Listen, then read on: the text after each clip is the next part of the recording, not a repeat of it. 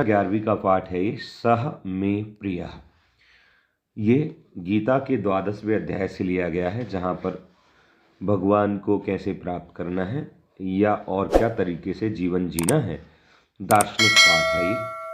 आइए देखते हैं प्रत्येक प्रश्न के उत्तर को। यह पाठ कथन विधि में लिखा गया है। अर्जुन से श्री कृष्ण कहते हैं यह पाठ, और उसी को पाठ में दिया गया है। प्रत्येक पद अपने आप में श्लोक जो है उसमें ही उत्तर है, उसी में प्रश्न है। मज़ेदार है। देखते हैं प्रश्नोत्तर। पहला प्रश्न है एतानी पद्यानि कह कम प्रति, यानी कह यानी किसने और कम यानी किसको। तो एतानी पद्यानि श्री कृष्ण अर्जुनम प्रति कथयति। इसके बाद द्वितीय प्रश्न है वक्ता, यानी जो श्री कृष्ण है, सर्वाणी कर्माणि कस्मिन् न्यसेतुम कहते। जो श्री कृष्ण जी हैं वो सभी कर्मों को किस में न्यसेतुम यानी न्यास करने के लिए, रखने के लिए कहते हैं। तो श्री कृष्ण जी कहते हैं सर्वाणी कर्माणि स्वस्मिन्नेव। स्वस्मिन्नेव यानी स्वयं में, स्वयं में यानी किसमें, वक्ता में, स्वयं में। वक्ता कौन है, श्री कृष्ण। तो कस्मिन में सप्तमी विभक्ति है प्रश्न में, इसलिए उत्तर में भी हम क्या लिखेंगे, कस्मिन की जगह स्वस्मिन। स्वस्मिन ये लिखा हुआ है और धन एव है ना, ऐसे ही लिखा जाएगा, आगे स्व जुड़ जाएगा का हट के, स्वस्मिन एव। और साथ में अगर आप लिखना चाहो तो श्री कृष्ण यानी वक्ता में, स्वयं में, वक्ता में। इसके बाद तृतीय प्रश्न देखते हैं ब्रह्मणि चित्तम स्थिरम कर्तुम किम आवष्टव्यम आवश्यकम। तो ब्रह्मणि यानी ब्रह्मा में, ब्रह्म में, स्वयं में, अपनी आत्मा में या कृष्ण में चित्त को स्थिरम कर्तुम स्थिर करने के लिए क्या आवश्यक है, किम आवश्यकम। तो कर्तुम के लिए आवश्यक है इंद्रिय संयमनम। इंद्रिय संयमनम यानी इंद्रियों का संयम आवश्यक है। इसके बाद है अगला प्रश्न सर्वभूत हिते रता जना कम प्राप्नुवन्ति। जो सभी भूत यानी प्राणियों के हित में रत हैं, जना यानी लोग, कम प्राप्नुवन्ति यानी किसको प्राप्त करते हैं वो। तो सर्वभूत हिते रता जना ब्रह्मम प्राप्नुवन्ति, किसको प्राप्त करते हैं, ब्रह्मम यानी ब्रह्मा को प्राप्त करते हैं। अगला प्रश्न है षष्ठे पद्ये महर्षिणा केन गुणा वर्णिता, के गुणा वर्णिता। तो ये प्रश्न आएगा नहीं क्योंकि षष्ठे पद्य ऐसा प्रश्न बनता नहीं है। फिर भी षष्ठे पद्ये महर्षिणा ज्ञानम ध्यानम कर्म फल त्याग शांति इत्यादया गुणा वर्णिता। इसके बाद अभ्यासे अपि असमर्था जना, ये आ सकता है अभ्यास में भी कोई असमर्थ है तो वो कम सिद्धिम अवाप्स्यति। तो कैसे सिद्धि को, कथम यानी वो व्यक्ति कैसे सिद्धि को प्राप्त करेगा। तो अभ्यासे अपि असमर्था जनः ईश्वरार्थम अपि कर्माणि कुर्वन्, यानी अभ्यास नहीं कर पा रहा है तो ईश्वरार्थम यानी ईश्वर के लिए कर्माणि कुर्वन् कर्मों को करता हुआ सिद्धिम अवाप्स्यसि। ईश्वरार्थम कर्माणि कुर्वन् सिद्धिम अवाप्स्यसि, ये बन जाएगा। अगला प्रश्न देखते हैं। अब ये भी नहीं बनेगा प्रश्न पर पेपर के हिसाब से, नवम पद्यानुसारम।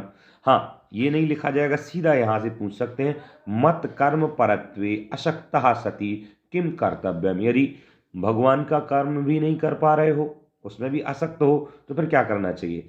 तो कह रहे हैं अगर भगवान का यानी मत यानी मेरा, मेरा ऐसे यहाँ मतलब भगवान, क्योंकि ये श्री कृष्ण जी ने स्वयं ये श्लोक बोला है और वो स्वयं को इस पाठ में भगवान बता रहे हैं। तो मत कर्म परत्वे असक्तः सती, यानी मेरे काम करने में यदि असमर्थ हो तो क्या करो। तो बोले शत्रु मित्रे, यानी शत्रु और मित्र में समान हो जाओ। मान हो चाहे अपमान हो, वहां पर भी कैसे हो जाओ, समान हो जाओ। और शीत हो उष्ण हो, यानी सर्दी हो गर्मी हो तो भी समान, समः सम सुख दुखेषु सम, यानी सुख और दुख में भी कैसे हो जाओ, एक समान हो जाओ। और संग, संग यानी होता है परिग्रह, धन पैसा वस्तुओं से विवर्जित यानी रहित हो जाओ। तो यानी शत्रु मित्र में समान, मान अपमान में समान, शीत उष्ण में समः और सुख दुखे भी समः, और संग विवर्जित यानी अपरिग्रही भवितव्यम यानी होना चाहिए। अगर मत कर्म परत्वे सकता, मेरा काम भी नहीं कर सकते हो, मेरे अनुसार नहीं कर पा रहे तो ये करो। इसके बाद प्रश्न 2 है जो महत्वपूर्ण प्रश्न है, जिसमें पूछा ईश्वरस्य प्रियत्वम, यानी ईश्वर का, ईश्वरस्य प्रियत्वम ये पूछा है। तो जो ईश्वरस्य का प्रियत्वम प्राप्तम यानी ईश्वर का प्रेम प्राप्त करने के लिए के गुण आवश्यक, कौन से गुण आवश्यक सन्ति। अगर आप ईश्वर का प्रिय होना चाहते हैं तो ईश्वरस्य प्रियत्वं प्राप्तुं बहवः गुणाः आवश्यका यथा यह पुरुषः तुल्यं स्तुतिर् मौनी अनिकेतः स्थिरमति भक्तिमान च अस्ति। क्या क्या बोला? स्तुति कर्ता, मौनी, अनिकेतः यानी घर नहीं, स्थिरमति भक्तिमान च अस्ति। न दृष्टति न द्वेष्टि, न देखता है न द्वेष करता है, न सोचती न कांक्षति, न सोचता है न कांक्षति यानी इच्छा करता है। यह अनपेक्षा अस्ति, जिसकी कोई अपेक्षा नहीं है। और जो शुचि है यानी पवित्र है, दक्ष है, उदासीन है, गति व्यथा है यानी जिसकी व्यथाएं नाश हो गई हैं, यतात्मा है, यतात्मा यानी यतन करता रहता है, प्रयत्नशील रहता है, दृढ़ निश्चयी है, सह ईश्वरस्य प्रयत्न प्राप्तुम शक्नोति। तो सीधी सीधी बात है, आवश्यक गुणा संति, कौन कौन से? यहाँ से लिख सकते हैं आप, अनपेक्षा, शुचि, दक्ष, उदासीन, गतिव्यथा, यतात्मा, दृढ़ निश्चय।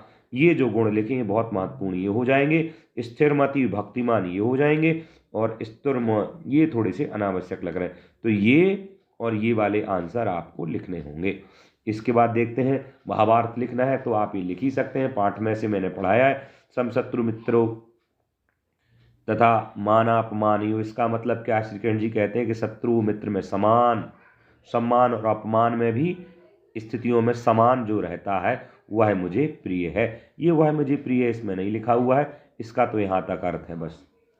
इसके बाद अगला प्रश्न पूछा है, मयि एव मनः आधस्त्व मयि बुद्धिम निवेशय। मैंने अलग अलग करके पढ़ा है। मयि यानी मेरे में ही मन को धारण करो यानी रखो, अपना मन मेरे में स्थापित करो।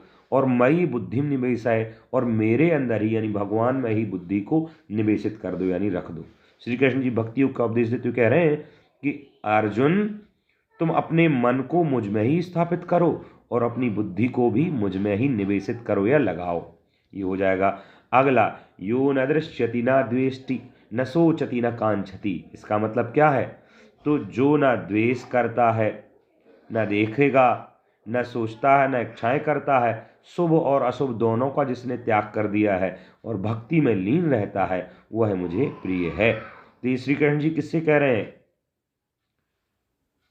श्री कृष्ण जी कह रहे हैं अर्जुन से। दृश्यति का मतलब वहाँ हर्षित होता है, जो न हर्षित होता है, न द्वेष करता है, न शोक करता है, आकांक्षा नहीं करता है, शुभ अशुभ का त्याग कर दिया है और भक्तिमान है, शक्तिमान की जगह यहाँ मानना है भक्तिमान है, वह मुझे प्रिय है। ठीक है। अगला प्रश्न, पंचमम पद्यम आधृत्य लिखित कस्मात् कः श्रेयः। किससे क्या श्रेयस्कर है? पांचवें पद में कहा है कि ज्ञानात् ध्यानम, ध्यानात् कर्म फल त्याग और कर्म फल त्याग से शांति। क्या किससे श्रेय है? तो ज्ञान से भी श्रेष्ठ है, कल्याणकारी है ध्यान, और ध्यान से भी कल्याणकारी है कर्म फल का त्याग, और कर्म फल त्याग से होती है शांति। अगला प्रश्न, ईश्वरस्य स्वगुरुजनानां च प्रियः भवितुं भवन्तः किं करिष्यति। ईश्वर और गुरुजनों के प्रिय होने के लिए भवितुं किं करिष्यन्ति, क्या करोगे? तो कह रहे ईश्वर से गुरुजनानां प्रिया भवितुं राग द्वेष रहिता, राग द्वेष से रहित, निरपेक्ष, शुचि, दक्षा, यतात्मा, दृढ़ निश्चया च वयम एतान गुणान पालनम करिष्यामः। हम इन गुणों का पालन करेंगे। कौन कौन से? निरपेक्ष, शुचि, दक्ष, यतात्मा, दृढ़ निश्चयी, ये इनका। इसके बाद रिक्त स्थान की पूर्ति करना है, तो ये आप कर ही लेंगे, पाठ से ही प्रश्न है, इसमें कुछ ज़्यादा सोचने जैसा है नहीं। अगला प्रश्न सीधा देखते हैं, संधि विच्छेद करना है, तो इसका संधि विच्छेद मैंने में से लिखा है, पर मैं यही बता देता हूँ। अनन्य धन एव वृद्धि संधि, मई धन एव यहाँ पर यण संधि, करुणः धन एव विसर्ग संधि, निर्धन अहंकारा, यहाँ निर्धन अहंकारा, सीधा निधन अहंकारा, यहाँ पर विसर्ग संधि, बुद्धि धनिया विसर्ग संधि। आप यहाँ देख सकते हैं सारे मैंने लिखे हुए हैं, संधि का नाम नहीं लिखा है, विच्छेद बस पूछा है तो विच्छेद लिखा हुआ। आशा है ये समझ में आ जाएगा, आप स्क्रीनशॉट ले लीजिए तो ये क्लियर हो जाएगा आपको। अगला प्रश्न जहाँ पर आपको क्या करना है, समास अलग करके ये समझने वाला मुद्दा है। दृढ़ निश्चय, कई बार समास किस जगह पर आया है वो सब उससे भी अलग अलग हो जाता है। जैसे निश्चय, अब उसमें भी कैसा निश्चय? दृढ़ निश्चय, ऐसा निश्चय नहीं कि थोड़े में बदल जाए, दृढ़ निश्चय। अब यहाँ पर सोचेंगे हो सकता है कर्मधारय हो, परंतु यहाँ दृढ़ निश्चय शब्द एक विशेषण के रूप में आया है। दृढ़ भी विशेषण और निश्चय भी विशेषण। तो यहाँ पर दृढ़ निश्चय यशः, जिसका निश्चय दृढ़ है वह व्यक्ति। तो अलग व्यक्ति आ रहा है, किसका निश्चय दृढ़ है, तो ये हो जाएगा बहुब्रीहि। इसके बाद अनिकेतः, अविद्यमान निकेतः इति अनिकेतः। तो यहाँ पर अनिकेतम यहाँ बनना चाहिए। तो अनिकेत से मतलब जिसका विद्यमान नहीं है घर, वो हो गया अनिकेतः। स्थिरमति, अब मति स्थिर है तो नॉर्मली ये भी देख के कर्मधारय जैसा लग रहा है, परंतु कह रहे हैं स्थिरा मति यस्य सः, जिसकी मति है स्थिर हुआ है। ठीक है, यहाँ सारे बहुब्रीहि में आए हैं। इसके बाद देखेंगे अनपेक्षा, न अपेक्षा इति अनपेक्षा। अब यहाँ पर भी ये सः करके कर्म, परंतु न अपेक्षा इति अनपेक्षा, पहले नए तत्पुरुष समास ही रहेगा। गत व्यथा, गत यानी चली गई हैं, व्यथा जिसकी, तो गत व्यथा यानी गता व्यथा यशः, गत व्यथा बहुब्रीहि।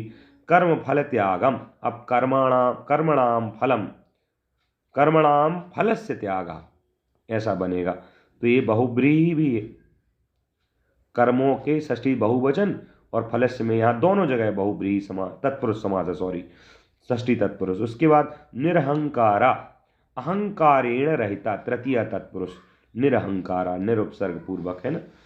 अब आप कहेंगे सर निरुपसर्ग लग गया है तो अहंकारा अभाव, यहाँ पर अगर नपुंसक लिंग होता तो निरहंकारम उसमें बन जाता अव्ययी भाव में, पर यहाँ नहीं। सर्वभूत हिता सर्वेषां भूतानां तत्पुरुष समास बन गया।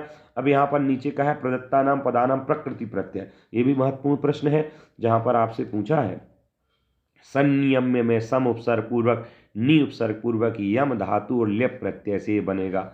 सम धातु में सम उपसर्ग पूर्वक, आंग उपसर्ग पूर्वक धा धातु और तुम उन प्रत्यय, आप तुम में आप धातु है और तुम उन प्रत्यय है। संतुष्टा में सम धन तुस धातु है और किता प्रत्यय है, ता प्रत्यय है। न शक्त अशक्तः, इसका कोई वो नहीं है, बस हो गया। इसके बाद विलोम पद लिखना है, तो ये भी बिल्कुल सरल है, जहाँ आप इसमें से चुनना है लिख सकते हैं। शत्रु का मित्र, प्रशंसा का निंदा, मान का अपमान, मानम अपमानम, समर्था अসমर्था, शीतम उष्णम, यहाँ उष्णम आएगा, ये गलत छपा है। फिर व्यथतः गत व्यथा, सीदति और सीदति यानी प्रसन्न होना, और क्लेश ऐसा बन जाएगा।